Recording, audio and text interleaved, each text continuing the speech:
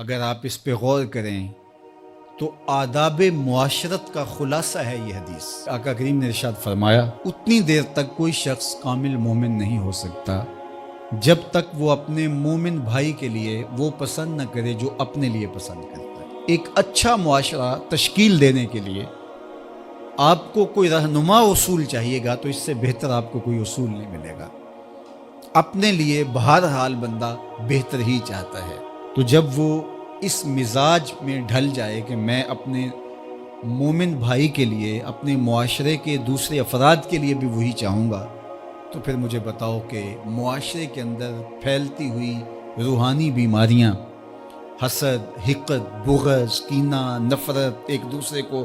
نیچا دکھانا، تکبر، رعونت، غرور، یہ ساری چیزیں یہ کہیں آپ کو نظر بھی نہیں آئیں۔ صرف اسی حدیث کو اپنا امام بنا لیا جائے اور اپنا منشور حیات مان لیا جائے۔ محمد بن حنفیہ رضی اللہ تعالیٰ عنہ حضرت علی المرتضیٰ رضی اللہ تعالیٰ عنہ کے فرزند ہیں، لیکن حضرت سیدہ فاطمہ الزہرا سلام اللہ علیہا سے نہیں ہے، اور حضرت امام حسن رضی اللہ تعالیٰ عنہ حضور علیہ الصلوۃ والسلام کے نواسے، تو بھائی آپس میں، تو دونوں میں کسی معاملے میں شکر رنجی ہو جاتی ہے۔ شکر رنجی جس رنج میں مٹھاس ہو، شکر ہو، میٹھی ناراضگی، کوئی بغض حسد پہ مشتمل ناراضگی نہیں۔ تو حضرت محمد بن حنفیہ ایک دن بیٹھے تو سوچا کہ وہ میرے عمر میں بھی بڑے بھائی ہیں،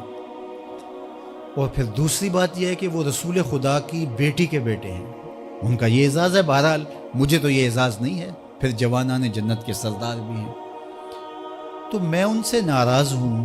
وہ میرے سے ناراض ہیں، تو بات بھی کوئی اتنی خاص نہیں۔ تو اب دن بھی 3 گزر رہے ہیں، چلو میں ان کو راضی کر لیتا ہوں۔ تو گھر سے نکلے ان کو راضی کرنے کے لیے، تو واپس آ گئے راستے سے، کاغذ لیا اور اس کے اوپر اپنے بھائی کے نام مکتوب لکھا کہ میں آپ کو راضی کرنے کے لیے گھر سے نکلا تھا،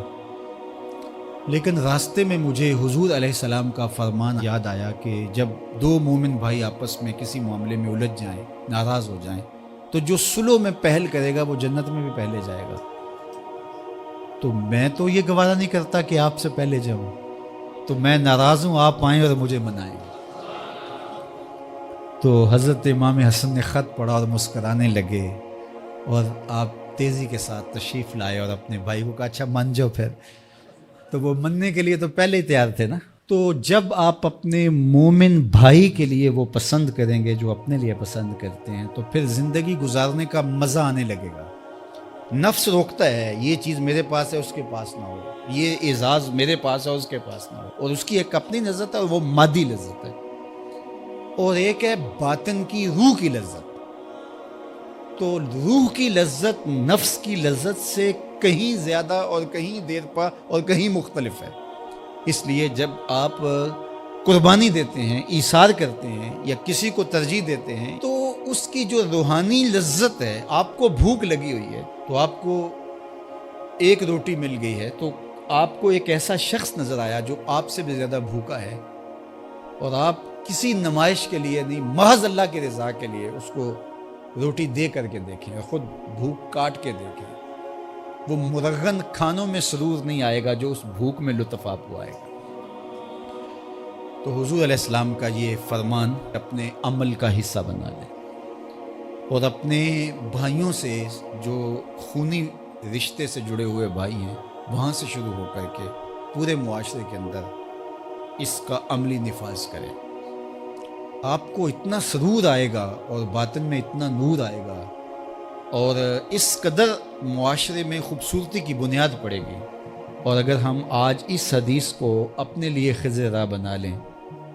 تو یہ اس پہ عمل کرنا کوئی مشکل نہیں ہے۔ یہ آپ ابھی سے جب اٹھیں گے تو اپنے ساتھ والے کو ترجیح دے دیں گے کہ پہلے یہ گزر جائے، تو ابھی سے شروع ہو جائے گا یہ کام۔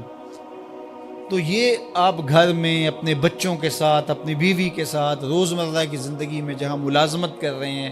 کاروبار کر رہے ہیں، جن دوستوں کے ساتھ کھیل رہے ہیں حتیٰ کہ،